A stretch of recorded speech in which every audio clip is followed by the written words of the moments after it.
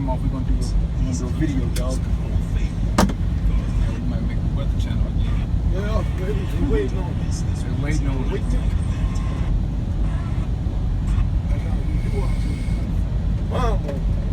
Wow, huh? Alright, so just in case y'all are in tune, you guys enjoyed the hurricane, us driving through Hurricane Matthew. We're on to something new now. We are in California on Donner's Pass. Today's date is October 16th. And this is the current situation we're going through. Now, we got on Donner's Pass last night at around midnight, and they shut Donner Pass down and required, well, they didn't shut it down, but they required that the chain law was in effect, which was the minimum chain law. It required that you had 2 chains per one axle, or 2 singles per axle. So what I'm trying to really say here is that on your tractor you had to have 1 axle that had 2 chains on there, and on your trailer you had to have another axle with 2 chains on there. So we shut it down for the night. A lot of people know my motto when it comes to driving in the winter, driving in the snow. If the road is white, I'm done for the night, or if they tell me to chain up, an automatic sleeper bird for me. So we ended up shutting it down while they had the chain law in effect. We woke up this morning, chain law was still in effect, and basically what they were saying is if you didn't want to put your chains on, then you had to go back down to the bottom of the mountain and wait till the chain law got lifted. So that's what we did. When we got down there to the bottom, this chain law didn't probably uplift until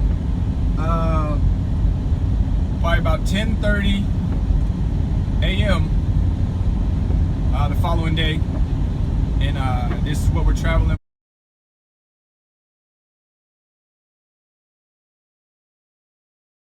You guys can see people's chains all over the road. Drivers don't know how to chain up properly, and they trying to drive this road.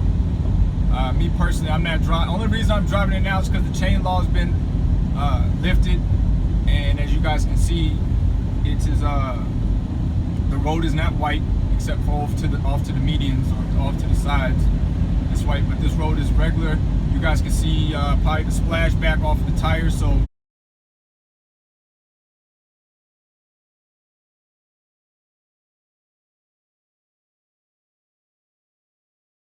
frozen, or not frozen, and it's 40 degrees here, so water doesn't freeze until it hits the 32 degree point. That's freezing. That's when freezing begins. So we're just taking it slow, going down through here through Donner Pass. We're headed to San Francisco. We brought this load out of Pennsylvania, and just showing you guys what we're going through. A winter weather driving video. Okay, it's kind of cool because we went through a Hurricane Matthew last weekend, and now this weekend we're going through a little blizzard up here in Donner Pass where the chain law is in effect. All right, now real quickly, California is one of those states that you have to carry your chains, especially when you come up here in Northern California on 80 through Donner's Pass. All trucks are required to carry the chains. Now, just because you have the chains on your truck doesn't mean that you have to chain up. Attention. Okay. A new important message. It don't mean that you have to chain up. We got the material, we got the chains on the truck, but I'm not chaining up. Okay, that's what it is. I'm not chaining up. I feel like if you got to chain up, then the conditions are too bad for you to be on the road driving anyway. All right, unless you're an ice road trucker type of guy, then they suit yourself. But me, I'm not going to drive when the chain law is in effect and they're doing chain control. So Like I said, right now we're going through Donner. This is a beautiful sight, I ain't gonna lie. It's beautiful visual, but you know, driving in something like this can be very, very hazardous, can be very, very dangerous if you don't know what you're doing. All right, this isn't my first snowstorm. It's actually like my third or fourth one. But at the same time, until I found out that the roads was clear to travel on and safe to travel on, I wasn't moving my truck. So the reason why we're driving right now, these roads have been deemed by DOT, California DOT, as safe to drive on. As you guys can see, travel is flowing. Now you still got some people out here that got their chains on, but like I said, they're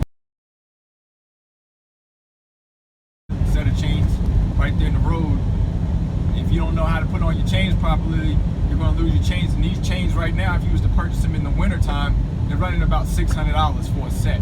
So you just drop $600 right there on the ground, when you probably should have just posted up and waited. Be honest with you. We got a lot of heat from the hurricane video, and I just want to go ahead and put this out there about the hurricane video.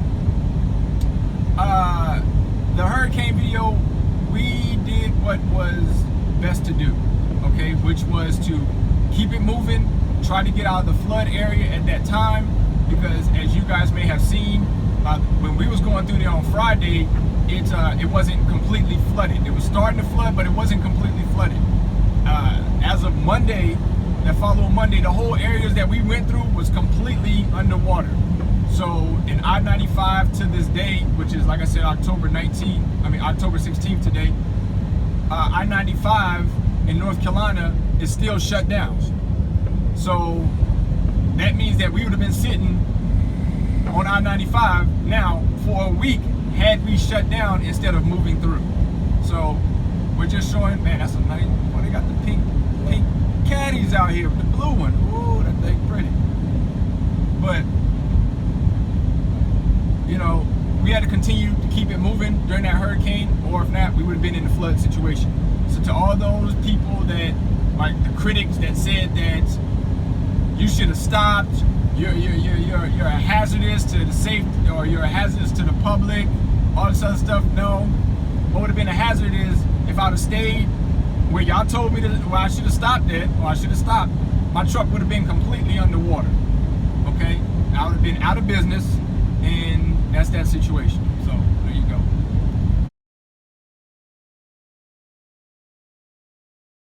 As you can see right there, you've seen this 5% downgrade sign here. So we're taking a 5% downgrade. But as like I said, you guys can see the road. It is not frozen. You can see splashback from the tires on the cars and on the truck. So this stuff is not frozen. Okay, it'd have been a different story if we're going down this road and there's no splashback coming from the tires. It's a clear indication that you're probably riding on ice. Okay, but there's plenty of splashback, and we're rolling. Okay, we're going.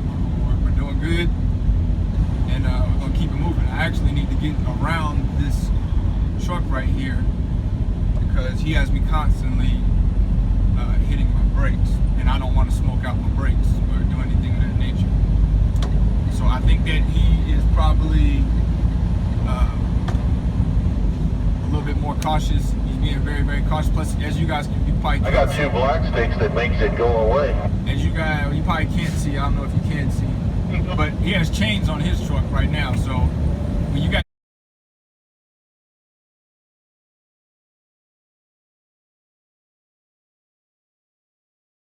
tires, you typically can't drive any faster than about 45 miles per hour anyway, okay? Or 35, excuse me. Between 25, 35, 45. It just depends on your skill set. But definitely you're never going any faster than about 45 miles per hour with those chains on, because those things will destroy your tires, destroy your truck. Now, I don't know if you guys seen the flatbed step deck that we passed back then not too long ago. My student brought it to my attention that the guy had chains on his trailer tire, and he had a flat tire. Didn't even know it. That could be from improper chaining. You know what I mean? He may not have known how to chain properly, and he blew his tire. because he put his chains on improperly. So the thing is, if you're gonna put chains on, man, make sure you know what you're doing. Make sure you know the proper technique of doing it. Me personally, I don't teach my students to chain, and the reason why is because I tell all my students, if you are told to chain, you shut that truck down. Okay? So I'm not going to chain them just for in case. There should never be a just in case. If you get to the point and they tell you to throw your chains on, that's when you pull off to the shoulder and you're done. Okay? You're done. So that's the reason why I don't train on chains. Now, do I know how to do chains? Absolutely. I've used chains before. But you should never be driving if you need to apply chains, to me, period. Unless it's an emergency situation, okay, where you have to get off of a slope or something like that, then maybe so. But most of the time, they're going to tell you to apply your chains previous to you getting on that slope or on them downgrades, stuff like that. As you guys can see right over there to the right is where drivers are pulling off to the shoulder. That's the chain removal area.